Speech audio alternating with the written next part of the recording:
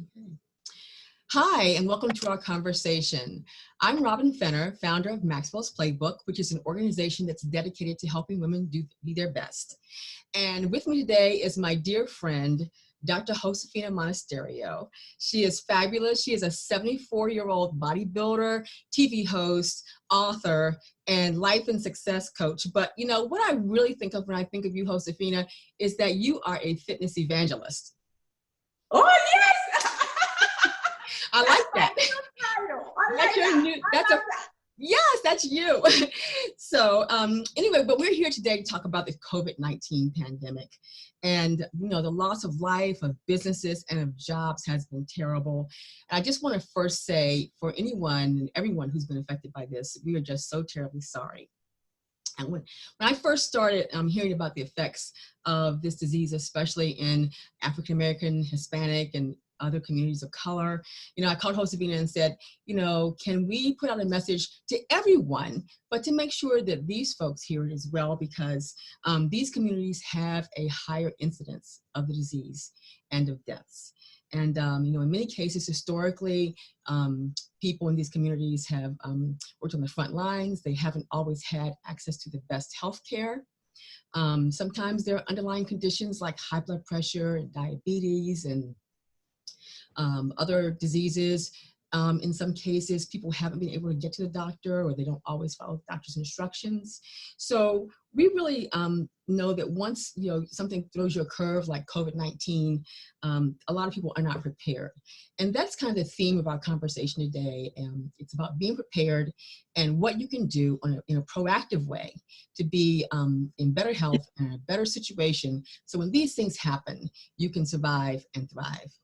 Yes. So Josefina, you have such great expertise in this. If you would please share some of that, would be great. Well, I believe in being prepared. I don't think when we don't get ourselves ready mentally, physically, and spiritually, whenever any situation comes along, we start panicking and we get scared and we get full of more fear, and we really feel what's going to happen to me. I think, like you were saying in the beginning, we have to be proactive. What does that mean, being proactive? Because most people think, well, you know, I heard that word proactive. What does that mean to me?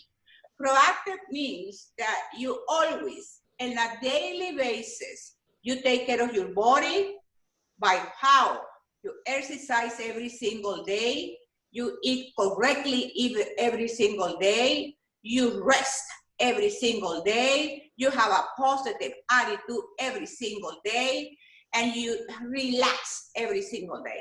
So that will be like the outline for us to be proactive in taking care of our physical body. Why? Because when any kind of virus and disease and whatever it comes, you don't have that panic and that fear, what's going to happen to me, because you know you have been taking care of yourself all your life. So what happened, you don't have that sense of fear and that sense of what's going to happen to me, and you feel lost, and you go with everybody going crazy, and everybody is just panicking and buying everything out of the shelf because they think the world is ending. It's not completely crazy stuff, but I understand that we're talking about ahead of time, being prepared. What can people do now? I think one of the lessons with this experience, being locked in your house for 3 months, and it gives you the time to reflect and to think, what am I doing with my life? What am I doing with my body? How can I get my body in a better health? What can I do to improve my health? What can I do to improve my attitude? What can I do to improve my fitness, my spiritual fitness? Because all those 3 elements are fitness elements. It's just one thing. Mm-hmm. So I think it's number one, just having that attitude from now on to take responsibility for your body. You have to, because it will liberate you from all this fear. That's the reason the coronavirus didn't do anything to me. I'm not saying it's for everybody. I've been taking care of myself all my life. So I'm not afraid of it because I trust my immune system. I trust my body. I know God is amazing and he has been filling me with his grace and his blessing every single day. And I know that's the spiritual, I'm jumping, that's the spiritual part of it. Because when you have that combination, then you're not afraid of things. That's what I don't get fearful about that stuff. Because I know I work every single day in my body, my mind, and my spirit. And the solution for more people who might be listening right now is start now. It's not too late. The beautiful thing with the human body, you know what it is? It is at the moment you start taking care of it, immediately. You want instant gratification? Start taking care of your body now. And you see how you start seeing the difference, how you start immediately feeling better. If you go for a walk now, you come back and you feel nicer, you feel healthier, you have this endorphin, you feel like more relaxed. So those are the things that we need to start doing now. Yes. And you know, it's really interesting. I was sharing with you, and I've shared with other people too, a little bit of my journey, because you've been doing it all your life. I have not, you know, with the family and kids and everything. I really was taking the time. I had to make sure dinner was on the table. I was working full time. By the time that was over, I was tired. And I wanted to curl up with a book or magazine or watch TV. And I didn't do all the things that I probably should have done years ago. But I just started kind of slowly. My husband has always been a fitness buff, and we'll hear from him maybe in another session. But he was going to the gym. He was going to the gym and I was at home with the kids. And he would always say, why don't you come on and go? But you need a babysitter or whatever. And it was kind of hard to break that habit. So I think I understand. I'm telling this so other people can relate to this a little bit. But I started going gradually. And before you knew it, I started feeling better. I would just walk on the treadmill. He would teach a cycling class. Then I watch him like, you know, okay, those are the beautiful people in the gym. I'm not one of them. But, you know, that wasn't true. And I joined the class, and it was a great social outlet. I met people who were my age, not, you know, the real young ones necessarily. And I felt like I was part of something like that. So it grew, and it's been several years, but I really have changed my body. I've lost about 40 pounds. It's been gradual, but it's been consistent. So it wasn't like a fast back kind of thing. And then, you know, it came back and I have to fight it that way. But so I just say that to say that it really can work just by small steps. The other night I was in my bedroom and I walked 2 miles in my bedroom. I was just watching TV. TV was on, okay? But I wanted to get those 2 miles in, a certain number of calories burned on my silly little Apple Watch. So that's what I did. So it doesn't have to be a sunny day. You can do it right where you are. You don't, in a pair of tennis shoes, or maybe not tennis shoes, whatever, but you just got to get moving. Exactly. And for people, I think everybody who's listening and watching us, don't worry about what you didn't do years ago. Don't worry about that. Don't worry about that. Oh, well, I have diabetes or whatever. You start being proactive and you start taking responsibility for your health, and you will see the difference. So this is not a time to keep kicking ourselves in the butt. This is the time to say, this is what I'm going to do now. When the gym opens, I'm going to get a membership. Most people say, and you don't have to get a membership, but if you can, please get it. You can do outside. There's plenty of things to do outdoors. But you investing. We have to get a mentality of lack when it comes to fitness and when it comes to taking care of your health, because you pay more money when you have to go to the doctor and you have to buy medication and you cannot do things and you feel you can move and you don't have energy. That's more costly. You know, membership, if you're going to use the membership, it's cheap if you're using it. If you don't use it, of course, it's gonna be expensive because you don't use it. But sometimes we have a mentality, well, I don't have money for the gym, or I don't have money for a coach. You don't need a coach all the time. You get a coach when you feel like you need guidance, and you get it for a few weeks. There is always a way. Yes. You know, there is always a way. When we want something badly enough, we make it happen.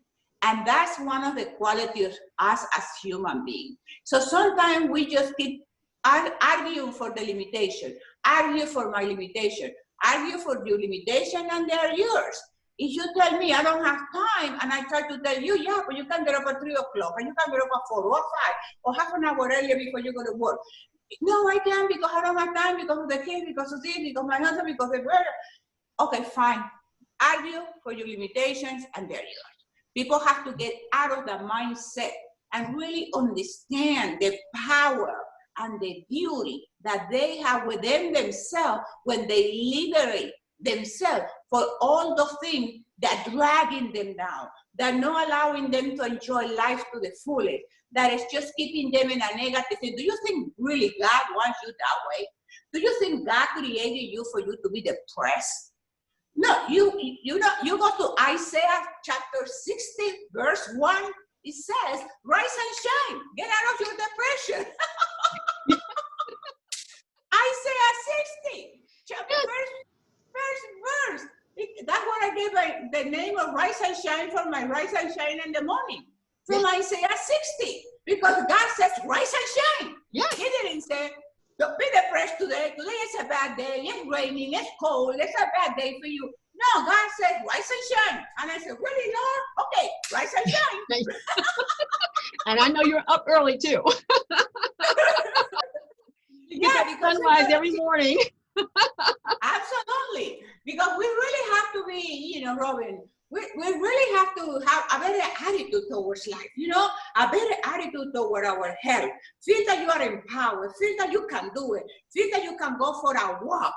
Feel that you, after you do your walk in your park, then you can do a little stretching, you know, and then you, the more you do that, the more, the beautiful thing with the physical body, the more you do it, the more the body wants. Yes. Look at you. You were sitting watching TV, and then you felt, I need to do my 2 miles. That's the body right. said, get up, get up.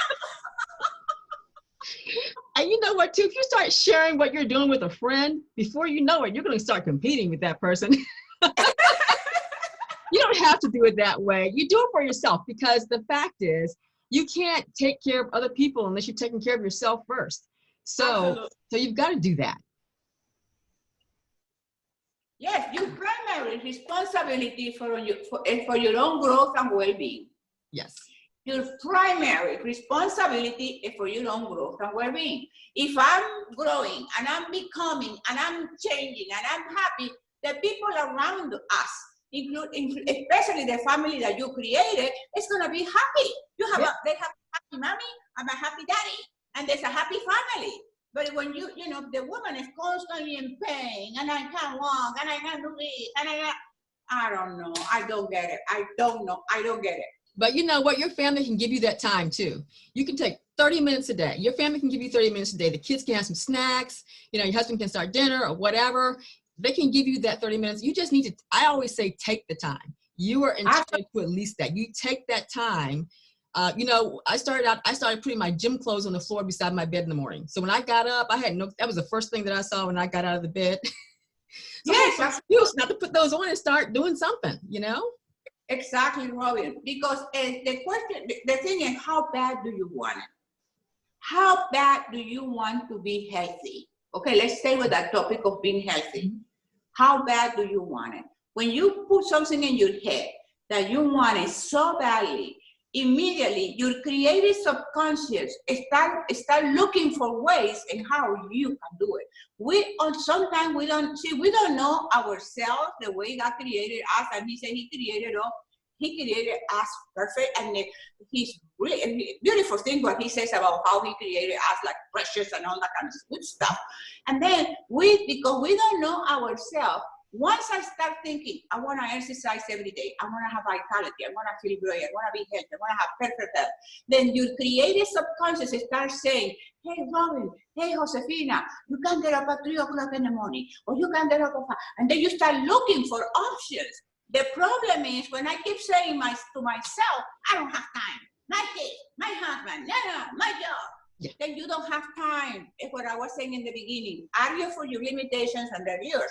But when you start opening your mind and you start believing and thinking, I will find a way, immediately life is so amazingly beautiful. Immediately start shining the light in how you can do it. And then you have to obey. The thing is, life or God will provide you the resources, right?